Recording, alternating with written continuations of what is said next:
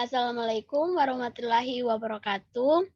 Kami dari kelompok 6 akan mempresentasikan materi uji organoleptik dengan nama kelompok Fitriani Usman, dengan saya sendiri Natalia Dalle dan Florentiano Irvi. Slide selanjutnya. Oke, pengertian organoleptik merupakan pengujian terhadap bahan makanan berdasarkan kesukaan dan kemauan untuk mempergunakan suatu produk.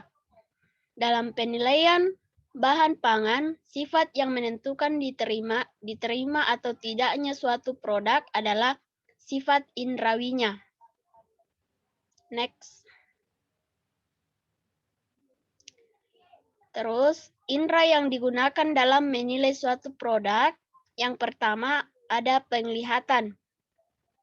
Penglihatan yang berhubungan dengan warna kilap, viskositas, ukuran dan bentuk, volume, kerapatan, dan berat jenis.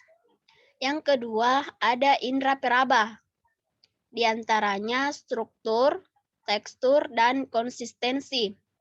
Ketiga ada indera pembau. Pembau juga dapat digunakan sebagai suatu indikator terjadinya kerusakan pada produk. Misalnya, ada bau busuk yang menandakan produk tersebut telah mengalami kerusakan. Keempat, ada indera pengecap. Kepekaan rasa ada rasa manis, rasa asin, rasa asam, dan rasa pahit. Slide selanjutnya akan dibacakan oleh saudari Fitriani Usman. Dipersilakan. Yang selanjutnya yaitu tujuan uji organoleptik. Yang pertama, pengembangan produk dan perluasan pasar. Yang kedua, pengawasan mutu seperti bahan mentah, produk, dan komoditas. Yang ketiga, perbaikan produk. 4. Membandingkan produk sendiri dengan produk pesaing. 5. Evaluasi penggunaan bahan, formulasi, dan peralatan baru. Next. Yang selanjutnya, uji organoleptik di perusahaan. Uji organoleptik biasa dilakukan di perusahaan.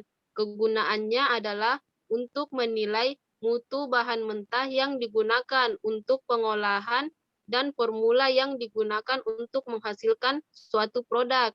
Selain itu, dengan adanya uji organoleptik, produsen dapat mengendalikan proses produksi dengan menjaga konsistensi mutu dan menetapkan standar tingkat atau kelas-kelas mutu.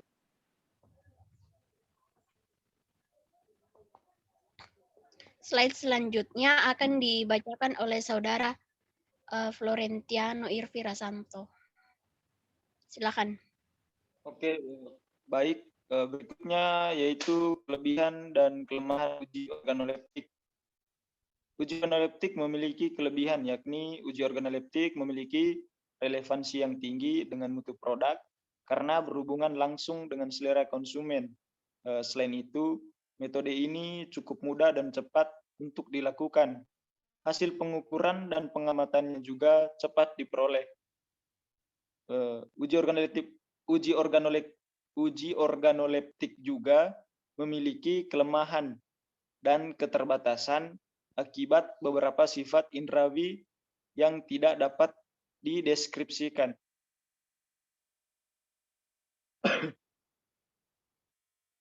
Sarana dan prasarana. Panelis dalam uji organoleptik sangat mudah dipengaruhi kondisi fisik dan mentalnya.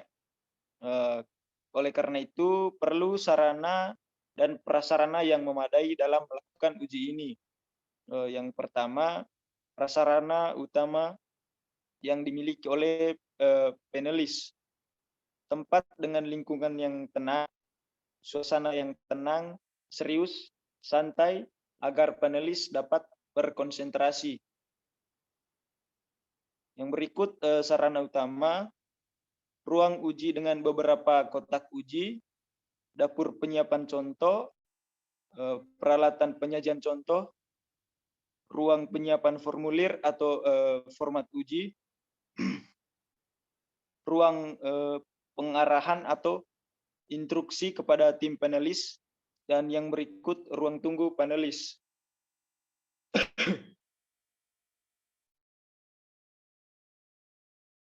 Pun beberapa syarat pelaksanaan penelitian, diantaranya yaitu yang pertama, lokasi laboratorium harus tenang dan bebas polusi.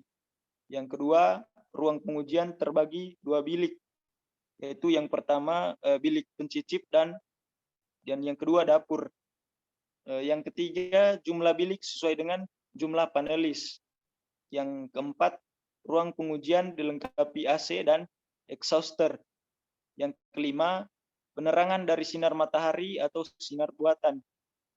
Yang keenam, intensitas cahaya 30 sampai 50. Saya kembalikan ke moderator. Oke, sekian presentasi dari kelompok kami. Kurang lebihnya mohon dimaafkan. Jika ada yang kurang dipahami, silakan dipertanyakan. Sekian dan terima kasih.